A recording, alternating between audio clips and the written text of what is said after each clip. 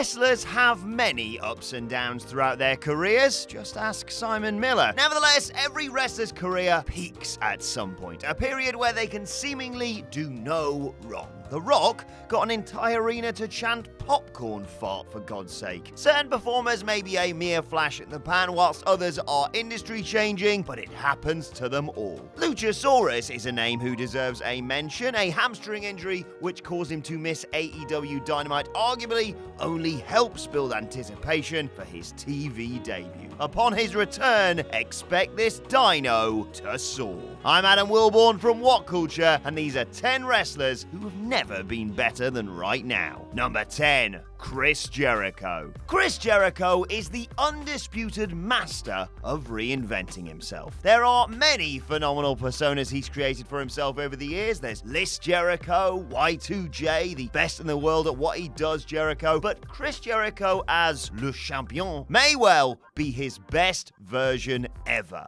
Fight me. Despite his advancing years and being told for years in WWE that he'd never be the face of the company, he's done just that in All Elite Wrestling and looks perfect for the role. The inaugural AEW World Champion, after deservedly besting Hangman Page at All Out, he has since emerged as the leader and mouthpiece of the Inner Circle and looks set to dominate the main event scene for many months to come. He recently cut one of the best promos in years to introduce his new faction and has been the talk of the wrestling world since coining his a little bit of the bubbly catchphrase. Jericho has had numerous highlights in his stellar career, but this one just has the perfect amount of je ne sais quoi. Number 9. Orange Cassidy. They say a picture is worth 1,000 words. Need I say more? Number 8. Darby Allen. In a fascinating interview with my best friend Chris Van Vliet, Darby Allen revealed that before he signed with All Elite Wrestling, he was homeless. I could probably just finish there as evidence that Allen's career is much improved right now, but there's so much more to his story. The straight-edge skateboarder has seamlessly transitioned into pro wrestling, having made his debut in the Squared Circle a mere 4 years ago. Darby Allen is probably best known for his thumbtack-covered skateboard and breathtaking coffin drop maneuver. But as he showcased in taking Chris Jericho to the limit for his title, he's so much more than a stuntman. Number 7. Lio Rush. The past few years have been quite the roller coaster for Lio Rush. There was his internet, and in particular Jim Cornette, breaking no-sell of a powerbomb off a ladder through a table on his final night in CZW before joining NXT, followed by his ill-advised tweets regarding the departure of Emma from WWE. Rush then transitioned onto 205 Live. His excellent skill as both a performer and a talker was soon rewarded with a call-up to the main roster to serve as hype man/manager of my man, Bobby Lashley. The duo had excellent chemistry, and Lashley even became Intercontinental Champion with Rush by his side. However, after dropping the title to Finn Balor at WrestleMania 35, the pair split and Rush disappeared from WWE amidst reports of backstage heat. Lio Rush made a triumphant return to the company recently, though, winning a #1 contenders match on NXT against Oney Lorcan and subsequently defeating Drew Gulak to be crowned the new NXT Cruiserweight Champion. It has been quite the roller coaster for Rush over the past few years, but the 24-year-old piece of gold finally appears to be on the up and up. Number 6. MJF. It shouldn't come as a surprise that Maxwell Jacob Friedman has never been better than right now, because he's only bloody 23. God, I'm old. Despite his limited experience in the business, having debuted just 4 years ago, MJF is one of the hottest things in wrestling right now. He guarantees a reaction from the crowd who just love to hate him, personified by his antics in the Casino Battle Royal at Double or Nothing. He is nigh on untouchable with a mic in his hand and supremely talented as a wrestler too. Fans of All Elite Wrestling are fascinated by his relationship with AEW's Executive Vice President Cody Rhodes, as previously chronicled in Being the Elite, and his inevitable turn on his mentor was one of the most highly anticipated storylines in wrestling today. He's better than you, and be honest, you know it. Number 5.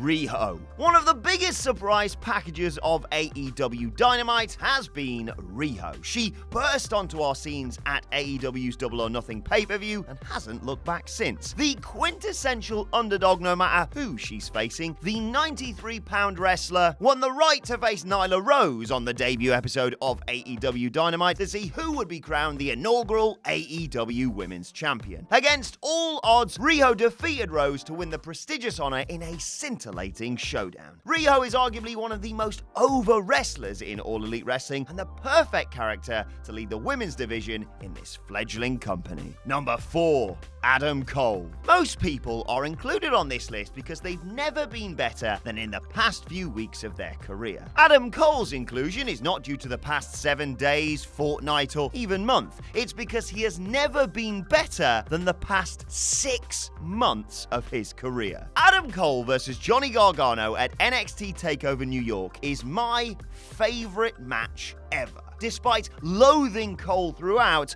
I loved every second of it. The two put on a masterclass and were rewarded with a 5.5-star rating by Dave Meltzer. They followed it up with another 5+ star rated match at NXT TakeOver 25, where Cole claimed the NXT Championship. Since then, Cole has been the shining light of the NXT men's division, picking up the baton dropped by Tommaso Ciampa due to his devastating injury and running with it. Adam Cole ranks so high on this list not just because of his previous achievements, but what's still to come. He is at the peak of his powers and has epic encounters with a returning Ciampa and Finn Balor to look forward to. He has never been better than right now, and that is undisputed. Number 3. Jon Moxley. Ordinarily, it would be preposterous to suggest that a former Intercontinental Champion, United States Champion, Tag Team Champion, and of course WWE Champion would be doing better after leaving the biggest wrestling company in the world. But Jon Moxley is no ordinary man. Where some anticipated a CM Punk-esque sabbatical following his departure from WWE, Moxley has done the exact opposite. Far from being burnt out, the former Dean Ambrose has showcased his abilities when given the freedom to express himself in the ring, winning the IWGP United States Championship and putting on a sensational showing in this year's G1 Climax. His shock return prior to all this occurred at All Elite Wrestling's Double or Nothing event in Las Vegas. I was lucky enough to be in attendance as he attacked Chris Jericho and Kenny Omega post-match, and he blew the roof off the MGM Grand Garden Arena before breaking the wrestling internet. Moxley has led the way for WWE wrestlers who feel underutilized or stymied. After years of feeling disheartened doing sports entertainment, Moxley is back simply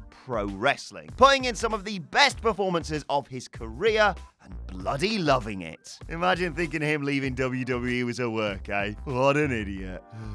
Number 2. Will Ospreay. Will Ospreay seems to get better with every passing year. I still remember seeing him in person for WCPW and thinking it was impossible for him to have a better match. Yeah, and then he did it next month. 2019 has seen Ospreay reach new heights since committing himself to Japan. When New Japan Pro Wrestling needed some of their roster to step up due to the departures of Kenny Omega, Cody Rhodes et al., Ospreay was the guy to do it. Blistering block performances in 2019 Best of the Super Juniors led to him winning the tournament in a Match of the Year contender against Shingo Takagi. This in turn prompted a showdown with Dragon Lee at Dominion, where Ospreay emerged victorious, claiming his 3rd IWGP Junior Heavyweight Championship. Undaunted, Ospreay expressed his desire to bridge the gaps between junior heavyweight and heavyweight wrestlers by competing in the G1 Climax. Notable matches with Lance Archer and Kota Ibushi followed before another show-stealing performance against Kazuchika Okada. Will Ospreay has gone from being potentially wrestling's next big thing to one of the best wrestlers on the planet today. Number 1. Cody Rhodes. It's not a bad time to be Cody Rhodes right now. I doubt even the man himself envisaged quite how much not just his career but the entire wrestling landscape would change after 2018's All In event. All Elite Wrestling has emerged as a result of the success of the one-off pay-per-view, with Rhodes as Executive Vice President. Subsequent shows have served as a reminder that Cody isn't at the top of the card because he's in charge, but because he deserves to be on merit. Cody is at the forefront of a pro wrestling revolution. He is one of the key men behind the first legitimate Western competition WWE has had in decades. Rhodes has utilized his vast wrestling experience and family legacy to shape a company that gives fans what they deserve. The unpredictability as to what is going to happen in the wrestling world next is genuinely exciting, and Cody is the driving force behind it. He is truly living his best life. And that's our list. Did we miss any out? Let us know in the comment section below, and don't forget to like, share, and subscribe. And subscribe to What Culture Wrestling on either iTunes, Spotify, or wherever you get your podcasts from for daily wrestling podcasts. Plus, you can check out more recent videos here. Thanks for watching. I've been Adam from What Culture, and I'll see you soon.